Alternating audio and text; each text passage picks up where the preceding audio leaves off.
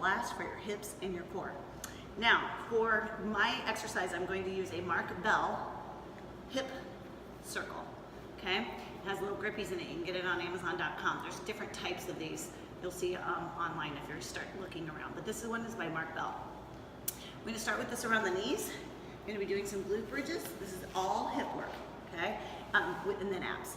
Okay, here we go. So 30 seconds. We're just going to lift and lower in that glute bridge position. So I'm checking my feet. They're in alignment with my hip bones. I'm pushing against that band just a little bit. And now here's the deal. If you don't have a band, that's okay. These are still excellent. What the band does for you is it helps put pressure, your hips, externally rotate your knees. So it builds that strength in your hips to help stabilize your knees. So if you have knee pain when you squat, this is an awesome exercise for you. So we're gonna hold this at the top now, so that was 30 seconds, and we're gonna pulse. Now, I'm just slightly pushing my knees out to the side. So my hips are up, I'm holding that static squeeze here with a little tiny pulse going on at the knees, just pushing out, out, out, out, out. Good, belly button is in the spine. My rib cage is not flared out. I'm not as high as I possibly can. I've got to keep that rib cage tucked into the hip bones, squeezing the buns. Next up is going to be clam. So I'm going to lay on my side like I'm going to take a nap and open my hip. Look at my ankles. They're glued together. Now this band is pretty strong for this. So if you don't have a band, don't worry about it.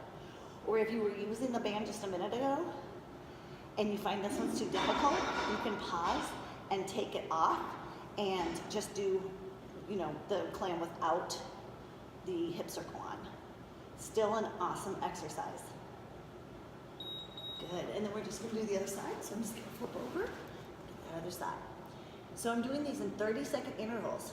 You could also do them in counts. I just wanted you to have a video that you could follow along on.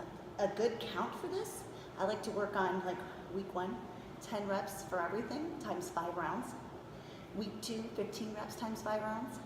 Week 3, 20 reps times 5 rounds. Then you're doing 100. Or sorry, and then 20 reps times 5 rounds for week 4. Then you're doing 100. Isn't that cool? Okay, so now crunches. I'm gonna push against the band and just lift. I'm just crunching up and down. Core stays strong. My hips right now, they have to engage to keep my knees apart and push against this band.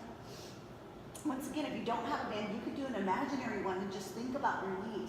You don't want them to flare out too much. But here, I'm just doing my crunches. Exhale at the top. Good, good, good. Now we're gonna reach side to side. So I'm gonna go right, left. Once again, still pushing on that band. So my hips and my core are getting work done. Love it. Good, if you need that neck support, you could do 5 on the right side and then 5 on the left side. All right, we're almost there. Feet are gonna go up. If you have any back pain, keep 1 foot on the ground, okay, for this next one. So we're just gonna crunch with 1 leg up. And if you wanna make it a little more difficult, see if you can reach for your toe. Just see if you can get a little higher with every rep. 30 seconds right, 30 seconds left. We're almost there. Good, keep that core strong. Move it up.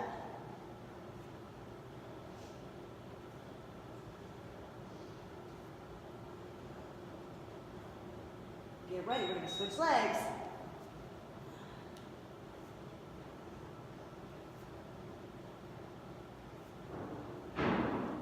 Might notice, I can tell, one leg is, or one side is stronger than the other. How about you?